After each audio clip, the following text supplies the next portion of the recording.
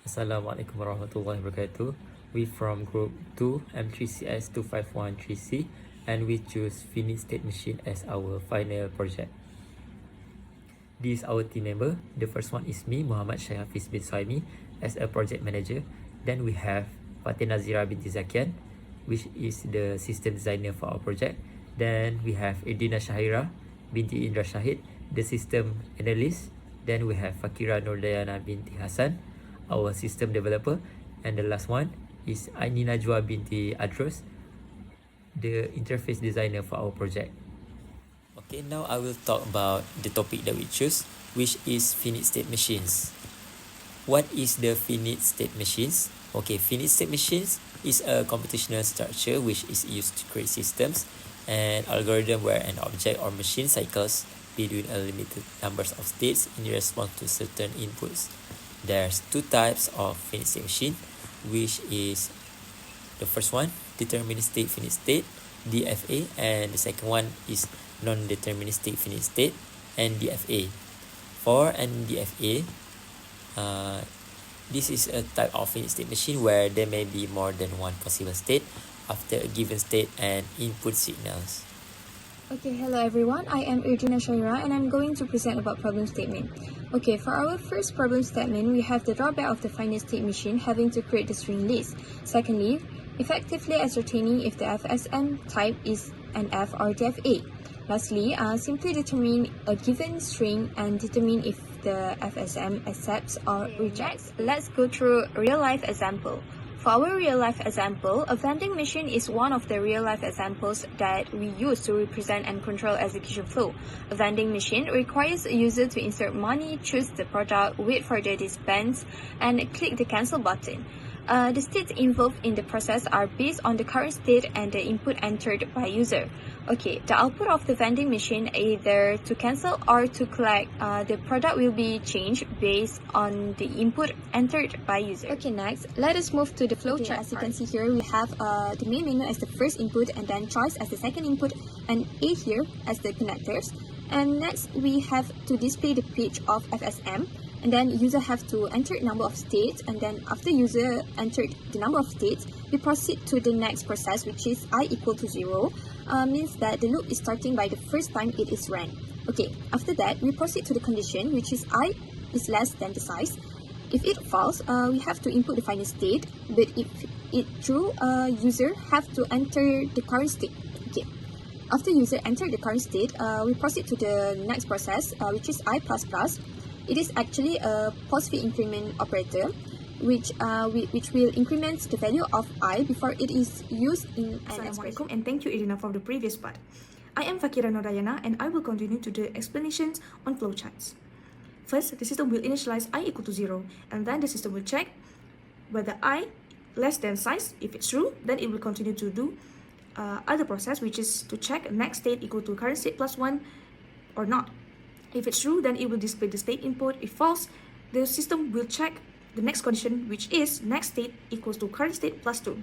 If it's false, then the system will continue to do or to execute other process.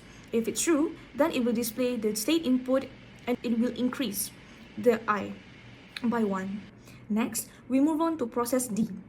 The system will continue to check whether the string ends at final state. If it's true, then the system will display string is accepted FSM. If it's false, then the system will display string is rejected FSM. Then the system will also continue to check whether the final state has a next state. If it's true, then the system will display string is accepted FSM. If it's false, then the system will display FSM is equal to and is process E. The system will continue to display string is accepted FSM. And that's the end of our flowchart.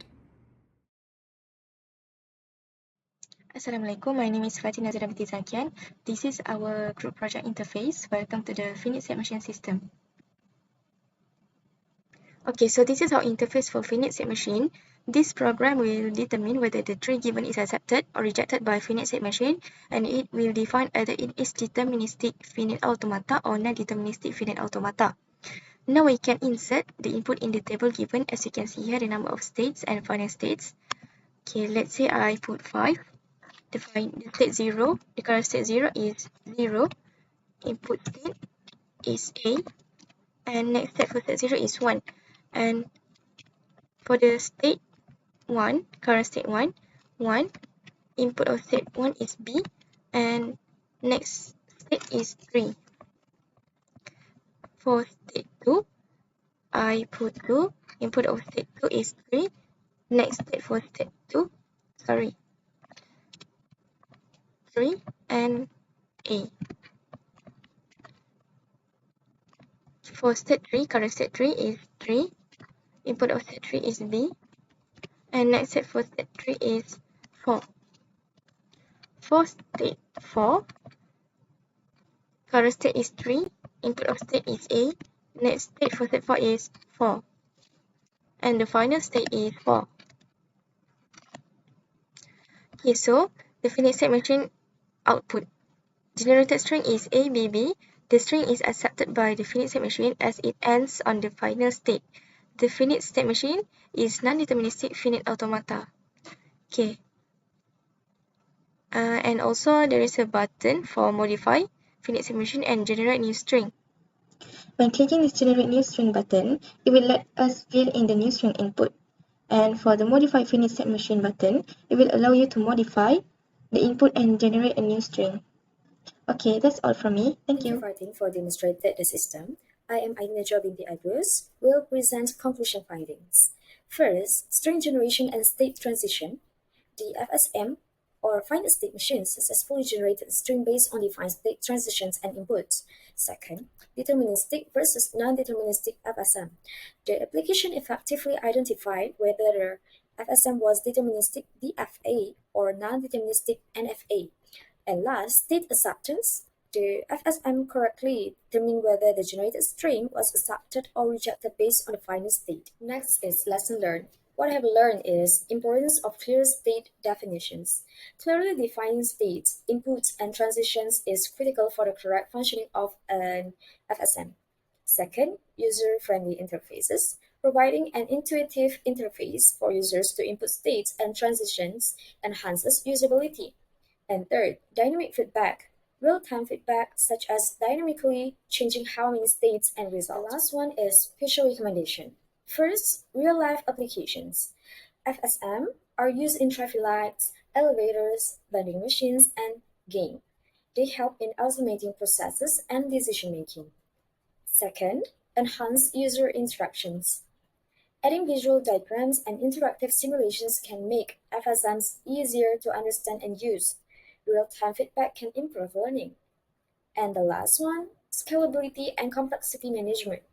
As FSMs grow, optimizing transitions and converting NFA to DFA can help manage complexity. Using efficient design ensures smooth performance. Alright, before we end our presentation, I would like to present the project limitations. The first one is complex state handling, meaning that managing multiple states and transitions, especially in NFA, can make the system harder to understand and debug. The second one is slow processing. The process of checking long or complex strings takes more time, especially as the number of states increases. The last one is coding challenges. The process of writing and debugging finite state machine code is tricky, and small mistakes can cause wrong results. That's all from us. Thank you and Assalamualaikum.